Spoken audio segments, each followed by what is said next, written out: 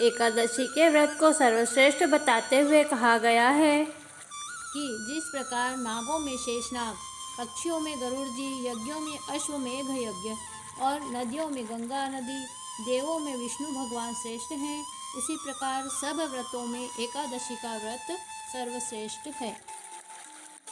जय श्री कृष्ण भाइयों और बहनों, आज मैं आपको भादो मास के कृष्ण पक्ष में आने वाली अजा एकादशी का वृत्तांत सुनाती हूँ, जिसमें सत्यवादी राजा हरिश्चंद्र का वृत्तांत सुना गया है, जिन्होंने इसका व्रत करके अपना खोया हुआ राजपाट अपनी पत्नी को पा लिया था और उनका मरा हुआ पुत्र तक भी जीवित हो गया था।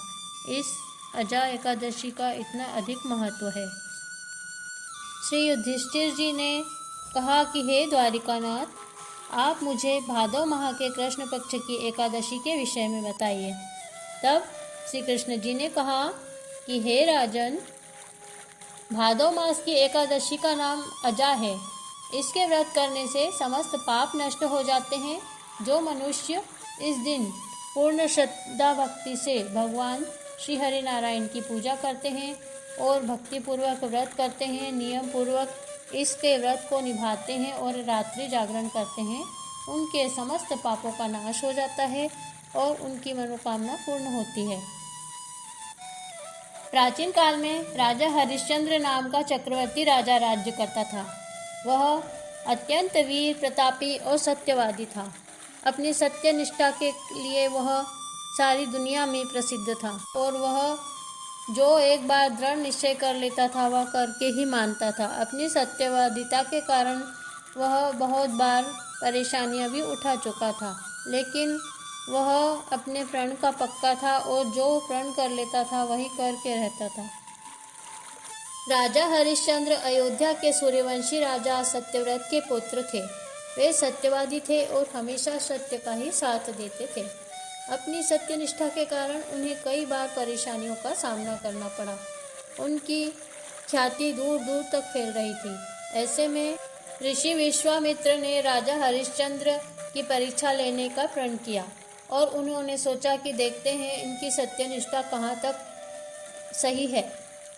एक बार राजा हरिश्चंद्र के सपने में एक ब्राह्मण आए और उनको राजा हरिश्चंद्र ने अपना सारा राजपाट दान कर दिया। जब सुबह राजा हरिश्चंद्र की नींद खुली तो वह सब कुछ भूल गए थे।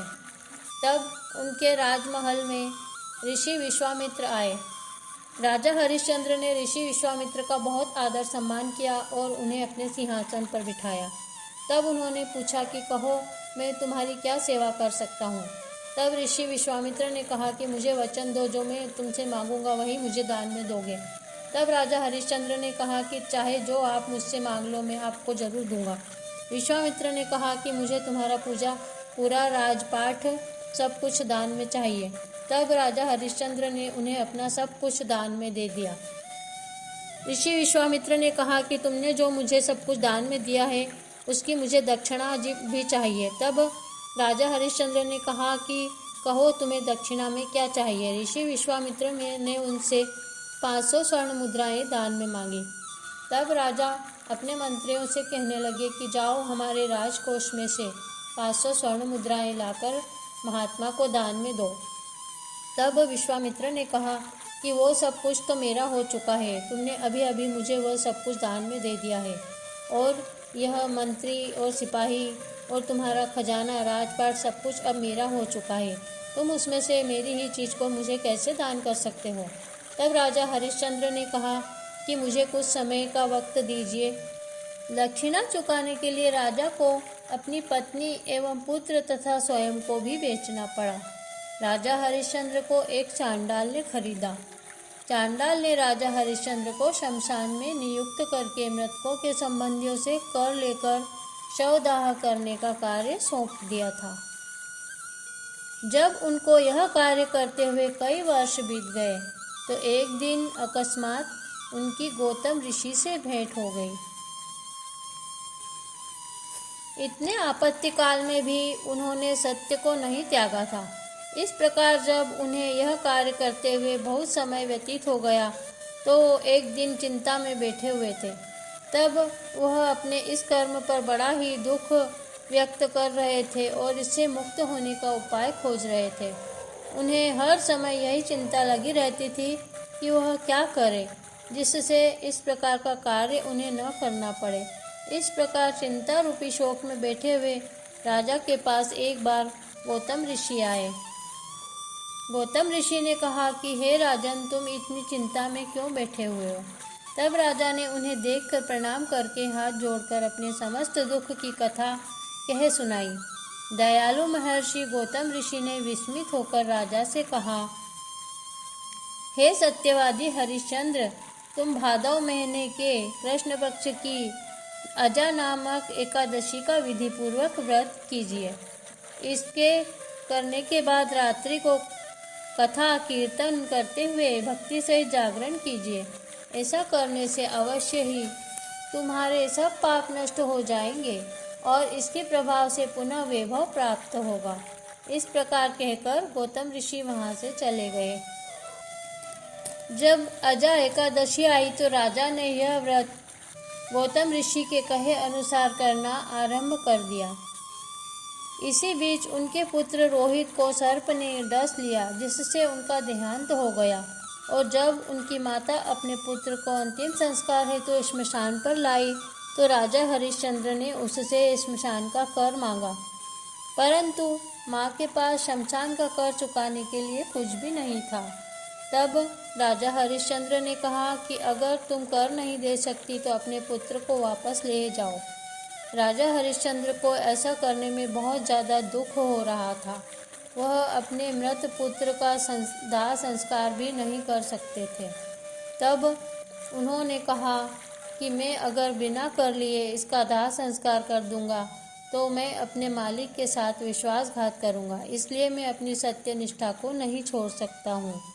अगर तुम्हारे पास कुछ नहीं है तो तुम अपनी चुंदड़ी को आधा फाड़ कर के रूप में चुका दो। तब रोहित की माता ने चुंदड़ी का आधा भाग देकर श्मशान का कर चुकाया। ऐसा करने पर वहाँ पर भगवान ब्रह्मा, विष्णु, महेश और ऋषि विश्वामित्र प्रकट हो गए और उन्होंने राजा की सत्यनिष्ठा की बहुत प्रशंसा की और कहा कि हम तुम्हारी परीक्षा ले रहे थे, तुम अपनी सत्यनिष्ठा में पास हो गए हो। अब हम तुम्हें तुम्हारी मनोकामना के अनुसार वर देते हैं। तब राजा हरिश्चंद्र को भगवान ने उसका खोया हुआ राजपाट पुनः विश्वामित्र ने दे दिया और उनकी पत्नी भी उन्हें मिल गई और पुत्र रोहित भी जिंदा हो गया। अजा एकादशी के व्रत का इतना अधिक महत्व है। उसने चुंदरी का आधा भाग देकर शमशान का कर चुकाया। तत्काल आकाश में बिजली चमकी और विश्वामित्र सहित देवगण ब्रह्मा, विष्णु, महेश प्रकट होकर बोले, हे महाराज, आपने जीवन में सत्य को धारण करके उच्चतम आदर्श प्रस्तुत किया है। तुम्हारी सत्य निष्ठा को हम नमन करते हैं। आपकी कर्तव्य निष्ठा धन्य है और इतिहास में सत्यवादी राजा हरिश्चंद्र के नाम से आप अमर रहेंगे। भगवत कृपा से उनके बेटे रोहित भी जिंदा हो गए और उन्हें उनकी पत्नी भी मिल गई और ऋषि विश्वामित्र ने उनका सारा राजपाट उन्हें वापस सौंप दिया। इस प्रकार श्री कृष्ण ने युधिष्ठिर को अजा एकादशी का महत्व और उसका प्रभाव बताया और उन्होंने कहा कि हे राजन, यह सब अजा एकादशी के व्रत का प्रभाव था कि राजा हरिश्चंद्र को उनका सब कुछ खोया हुआ राजपाट, पत्नी, पुत्र अजा एकादशी के व्रत के प्रभाव से मिल गया। जो मनुष्य इस भादव मास की कृष्ण पक्ष वाली अजा एकादशी का व्रत करते हैं तथा रात्रि जागरण करते हैं और इसके नियम पूर्वक विधि विधान से व्रत करके दान दक्षिणा करते हैं, उनके समस्त पाप नष्ट हो जाते हैं और अंत समय में स्वर्गलोक को प्राप्त करते हैं।